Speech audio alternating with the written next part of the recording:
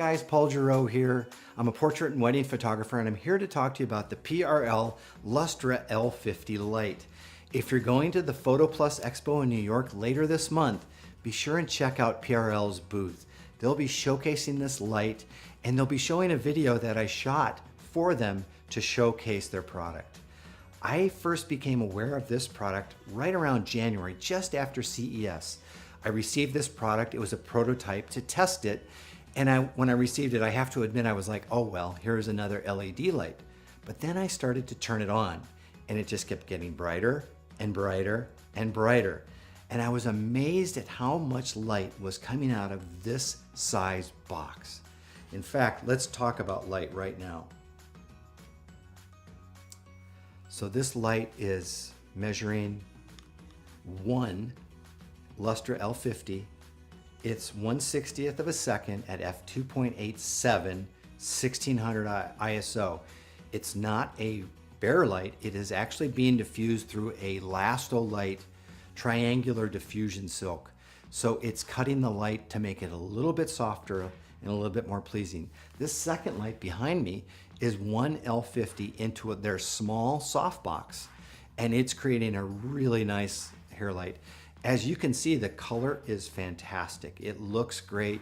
This is the daylight preset in my Sony camera. This is the Sony RX10 Mark IV, and I think you'll see at 4K, the light quality from these two lights is very, very good. In 2014, when I switched to Sony, the main reason I switched was because of video. And video needs constant light, and it needs really good light. Now, if you're like me and have been around for a while, you've seen LEDs come and go. You've seen some that are very good, some that are, some that are not very good, some that are big, some that are small, some that are AC powered, some that are battery powered. There's all kinds of LED lights. Some are better than others, as you can imagine.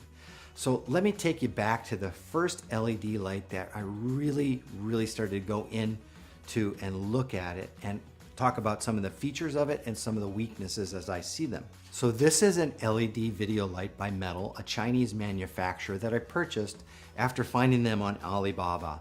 It cost me about 180 bucks to buy it and have it shipped from China.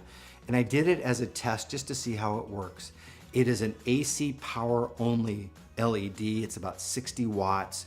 So they say it's the equivalent of a 600 watt second monolight. I don't think so in terms of how it would compare to a strobe of that power, but that's how they rate it. It's very good. The color's not quite as nice as this one. Remember, it's a couple years old. But one of the things that I really like about it is the fact that it is a single LED, the chip on board COB, and it has a Bowens mount. Now, Aperture has kind of taken that and run with it with their current versions of their COB light. So they probably have a much more current one that is a better color. But this was my first venture into it. The good thing is it had that Bowens mount. The quality was pretty good, especially when you consider how cheap the price was. But the fan, when you plugged it in and you were powering it, if you had to have absolute dead quiet, it would be heard. That fan was not quiet. So what's so cool about this light, the L50, is that there's no fan. So there's nothing that you have to worry about in terms of sound. So that's my first one. My number 2 LED was this Photodiox, and it was pricey, around $300 at the time. I bought it about 3 years ago at WPPI. And the reason I wanted it was because it also ran off of an NPF battery as well as AC power, but it had a very nice diffused light pattern.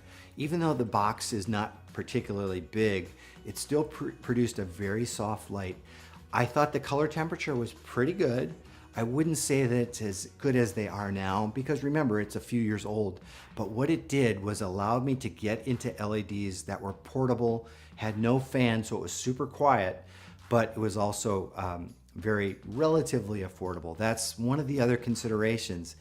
To be able to be able to get into an LED that doesn't cost an arm and a leg, but also is not very heavy, is a big deal for me.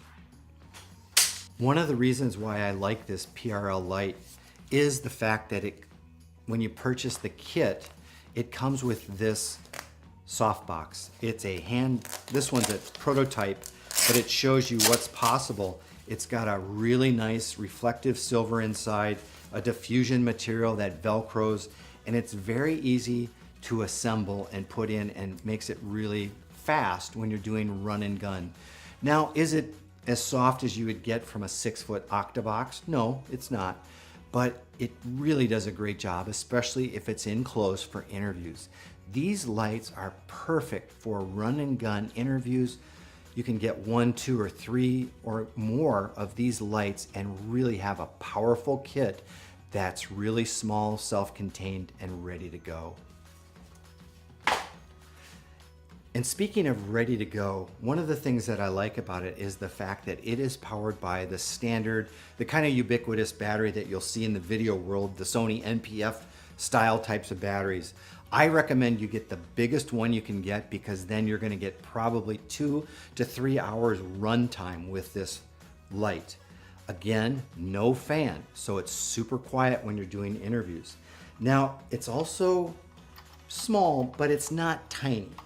So it's got a wide area to allow the heat to dissipate. Now, this is good because heat is the killer of LEDs. So anything that it can do to kind of get that heat away from the chips, that means that they're gonna last longer, they're gonna have better quality, and the color won't shift as you've used this for a long time. It's a really great and very smart engineering. It's not as thin as some of the other LEDs that are out there. It's not as thin as that photodiox that I had, but I would much rather have this, knowing that the reason for that wider gap is for the heat to dissipate so that the LED lasts longer. And speaking of the LEDs, there's 50 very high quality 5mm beads that are then magnified by these 50 lenses. It gives it a really amazing quality of light. In fact, this light diffused through that Lustra triangular diffusion material is giving me the same light as I was getting from that metal, AC powered with the fan 60-watt LED. So when you consider it, it's really powerful when you consider that it's all battery powered, very small, very light, and no fan. But it does also offer the option for AC, which is really great because it's not a big clunky charger. It's an AC converter that looks like a computer cable kind of thing, transformer. It's got a DIN 8 plug that allows you to plug in extension cords from any country. So if you're, say, in South Africa, you're able to get a DIN 8 plug over there with the South African plug and plug it in, and it will seek voltage, and it's gonna work really well. So 3 of these, I think, make the perfect kit for run and gun interviews. You can do 3-point lighting, you can do it really in close, you can use the soft boxes that come with this light to modify that light to make it even more pleasing.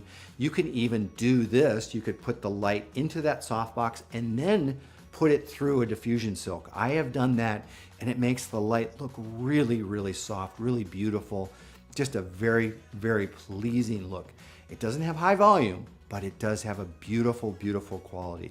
With the high ISO sensors on the Sony cameras, which I use, and others, that is less of a concern for me because I can shoot at 1600 and it's gonna look as good as 400 ever did 3, 4, 5 years ago.